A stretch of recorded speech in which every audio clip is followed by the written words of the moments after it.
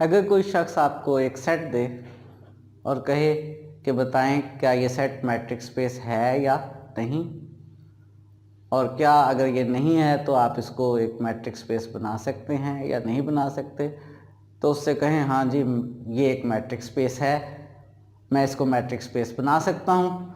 अगर कोई भी सेट x हो, वो नॉन एम्प्टी हो, और आप उसमें एक फंक्शन डी नॉट बना लें। डी नॉट का फार्मूला क्या रखें कि जब ये एक ऑर्डर्ड पेयर एक्स वाई पे ऑपरेट होगा तो आंसर 1 आएगा अगर ये एलिमेंट सेम ना हुए एक्स और वाई, और अगर सेम हुए तो आंसर 0 आएगा। इस फार्मूले को इजीली प्रूव किया जा सकता है कि ये डी नॉट के फार्मूले से बनने वाला डी नॉट एक मैट्रिक है और इस मैट्रिक के रिस्पेक्ट से एक्स एक मैट्रिक स्पेस है। एक सेट लेते हैं, उसमें यही फार्मूला डिफाइन करते हैं और उसके डिफरेंट एलिमेंट्स के दरमियान डी नॉट कैलकुलेट करते हैं। फॉर एग्जांपल एक्स हमारे पास 1 2 3 4 है। इस सेट को मैंने मैट्रिक स्पेस बना लिया है डी नॉट मैट्रिक के रिस्पेक्ट से। मैं ज़रा इस सेट के डिफरेंट एलिमेंट्स के दरमियान देखना चाहता हूँ डी नॉट का आंसर क्या है। अगर मैं इस सेट के एलिमेंट्स 1 और 2 के दरमियान डी नॉट कैलकुलेट करना चाहूँ तो मुझे सिर्फ इतना देखना है कि ये इक्वल हैं या नहीं। अगर इक्वल होंगे तो मैं आंसर 0 लिख दूंगा, अगर इक्वल नहीं होंगे तो आंसर 1 लिख दूंगा। ऑब्वियसली 1 और 2 इक्वल नहीं है तो इनके दरमियान डी नॉट का आंसर 1 आ गया। फॉर एग्जांपल अगर मैं डी नॉट कैलकुलेट करना चाहूँ 2 का 2 से, 2 और 2 दोनों सेम हैं तो डेफिनेशन के मुताबिक डी नॉट का आंसर 0 आ गया। अगर मैं डी नॉट कैलकुलेट करना चाहूँ 3 और 4 के दरमियान, क्योंकि ये दोनों एलिमेंट्स डिफरेंट हैं इसलिए आंसर 1 आ गया। अब इस मैट्रिक्स स्पेस x 1 2 3 4 में जिसमें डी नॉट का ये फार्मूला है, मैं डिफरेंट ओपन बार्स बनाने की कोशिश करता हूँ। मैट्रिक्स स्पेस मेरे पास x 1 2 3 4 है। इसमें मैट्रिक का फार्मूला डी नॉट ये मौजूद है कि सेम नंबर्स लेंगे तो आंसर 0, डिफरेंट नंबर्स लेंगे तो आंसर 1। इसमें मालूम करना चाहते हैं ओपन बार विद सेंटर 1 और रेडियस 0.5, इस सेट के सारे एलिमेंट्स मालूम करना चाहते हैं। एक बात हमें मालूम है कि जो सेंटर है वो हमेशा ओपन बार में मौजूद होता है, यानी सेंटर 1 इस ओपन बार में मौजूद है। इस सेट में कोई इन्फिनिट एलिमेंट्स नहीं है, सिर्फ फाइनाइट एलिमेंट्स हैं। हम इनको बारी बारी डी कैलकुलेट करके चेक कर सकते हैं कि वो नंबर्स इस ओपन बार में मौजूद हैं या नहीं। फॉर एग्जांपल अगर मैं देखना चाहता हूँ कि 2 जो है वो S.51 में है या नहीं, तो बेसिक तरीका, बेसिक मेथड, इस 2 का सेंटर 1 से डी नॉट कैलकुलेट करते हैं। क्योंकि 2 और 1 सेम नहीं है, सेम ना होने की सूरत में आंसर 1 आ गया। इस आंसर को चेक करेंगे कि ये रेडियस से लेस है या ग्रेटर या इक्वल। रेडियस कितना है 0.5, तो इसका मतलब है ये आंसर रेडियस से ग्रेटर है।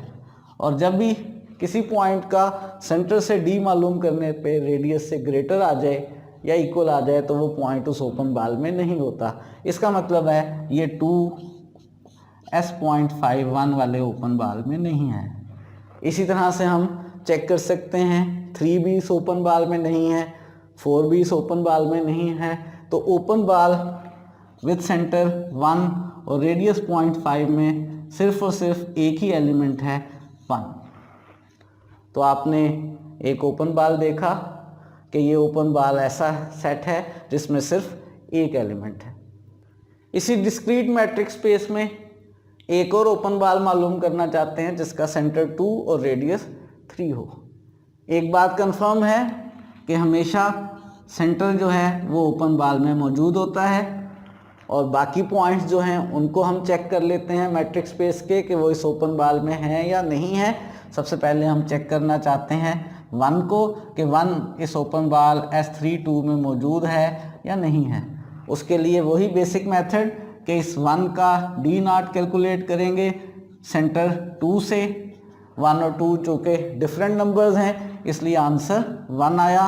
अब इस आंसर को कंपेयर करेंगे रेडियस से, रेडियस 3 है, ये रेडियस से लेस है, इसका मतलब हुआ ये नंबर 1 जो है वो ओपन बाल S32 में मौजूद है।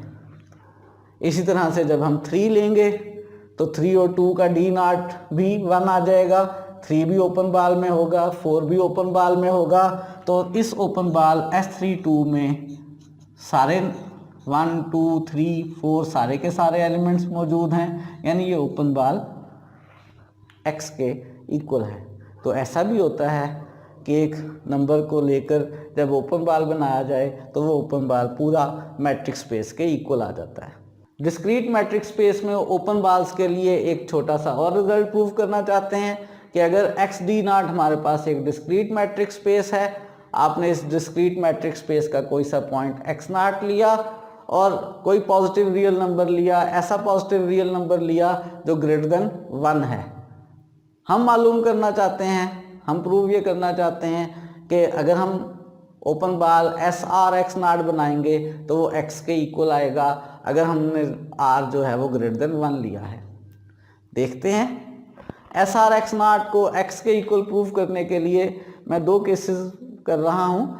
एक बात तो कंफर्म है, हमें मालूम है हमेशा से कि सेंटर हमेशा ओपन बाल में होता है, और इसके अलावा मैं प्रूव ये करने लगा हूँ कि अगर मैं इस सेंटर के अलावा कोई और पॉइंट लूँगा मैट्रिक्स स्पेस का तो वो भी इस ओपन बाल में होगा। अगर मैंने ये प्रूव कर लिया इसका मतलब होगा कि मैट्रिक्स स्पेस के सारे एलिमेंट्स इस ओपन बाल में हैं। तो कोई सा एक एलिमेंट लिया मैट्रिक्स स्पेस में से मैंने उसका नाम y रख लिया।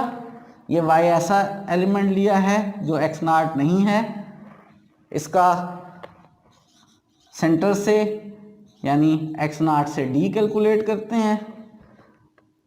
D के फार्मूले के मुताबिक, यहाँ पे D को हमने D0 कहा हुआ है, इस D0 के फार्मूले के मुताबिक चूँकि एलिमेंट सेम नहीं है तो आंसर 1 आया।